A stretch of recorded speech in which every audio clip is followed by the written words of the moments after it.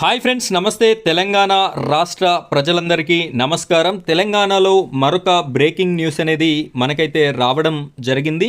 ఈ కొత్త రేషన్ కార్డుల కోసం ఎవరైతే దరఖాస్తు చేసుకొని కొత్త రేషన్ కార్డుల కోసం ఎదురు చూస్తున్న వారందరికీ కూడా పౌర సరఫరాల శాఖ మంత్రి ఉత్తమ్ కుమార్ రెడ్డి గారైతే ఒక న్యూస్ని చెప్పడం జరిగింది. ఈ న్యూస్ ఏంటి, దీని యొక్క పూర్తి వివరాలని నేను మీకు అందించడానికి ఈ వీడియోని చేస్తున్నాను. వీడియోని ఎక్కడా కూడా స్కిప్ చేయకుండా చివరి వరకు కంటిన్యూ చేయండి. అదేవిధంగా మీరు మొదటిసారిగా మన ఛానల్ని చూస్తున్నట్టయితే ప్రతి ఒక్కరూ మన ఛానల్ని సబ్స్క్రైబ్ చేసుకోండి. పక్కన బెల్ ఐకాన్ ఉంటుంది, దానిపైన ట్యాప్ చేసి ఆలని సెలెక్ట్ చేసి పెట్టుకోండి. ఇప్పుడైతే మనం వీడియో టాపిక్లోకి వెళ్ళిపోదాం.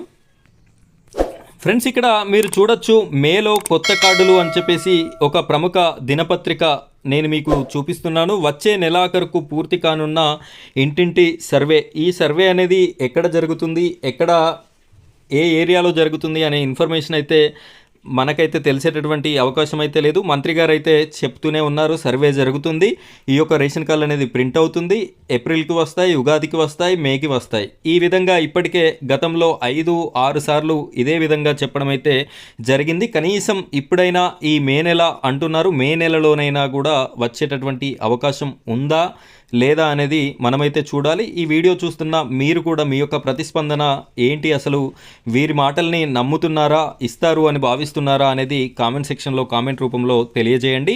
మే నెలలో కొత్త రేషన్ కార్డుల పంపిణీ ఉండొచ్చని ప్రభుత్వ వర్గాలు పేర్కొంటున్నాయి. ఎందుకంటే అర్హుల జాబితా కోసం ప్రస్తుతం ఇంటింటి సర్వే ప్రక్రియ కొనసాగుతుంది. గతంలో వచ్చిన దరఖాస్తుల వివరాలు ప్రత్యేక యాప్లో నమోదు చేసే ప్రక్రియ ఇప్పటికే మొదలైంది. ఈ సర్వే ఏప్రిల్ నెలాఖరులోగా పూర్తి కావచ్చని పౌర సరఫరాల శాఖ భావిస్తుంది. దీంతో మే నెలలో కొత్త కార్డులు మంజూరు చేసే అవకాశం ఉందని తెలుస్తుంది. ఇది కూడా మంజూరు చేసే అవకాశం ఉన్నదని తెలుస్తోందట. ఇప్పటికే ప్రజలు 4 దఫాలుగా రేషన్ కార్డుల కోసం దరఖాస్తు చేసుకోగా మొత్తం 13 లక్షల అప్లికేషన్లు వచ్చినట్టు తెలుస్తుంది. వాటిలో నిబంధనలకు అనుగుణంగా ఉన్న వాటినే అధికారులు ఎంపిక చేయనున్నారు. సుమారు 10 లక్షల దరఖాస్తులకు ఆమోదం లభించే అవకాశం ఉందని సమాచారం. తాజాగా ఎంపిక ప్రక్రియ ద్వారా కొత్తగా 30 లక్షల మంది లబ్ధిదారులు చేరుతారని మంత్రి ఉత్తమ్ ఇటీవల ప్రకటించిన విషయం తెలిసిందే. ఈ విధంగా మంత్రులు, ముఖ్యమంత్రులు, ఉప ముఖ్యమంత్రులు, రెవెన్యూ శాఖ మంత్రులు చాలామంది ఈ రేషన్ కార్డులపైన ప్రకటనలు అయితే చేయడమే జరుగుతుంది. గత కొన్ని నెలలుగా ఇదే పరిపాటి కొనసాగుతుంది. ఇప్పుడు వస్తాయి, అప్పుడు వస్తాయి, అగో ఇగో అని చెప్పేసి ఇదే మాటగా చెప్తున్నారు. కానీ ఇంతవరకైతే రేషన్ కార్డులు ఇచ్చినటువంటి దాఖలాలు లేవు.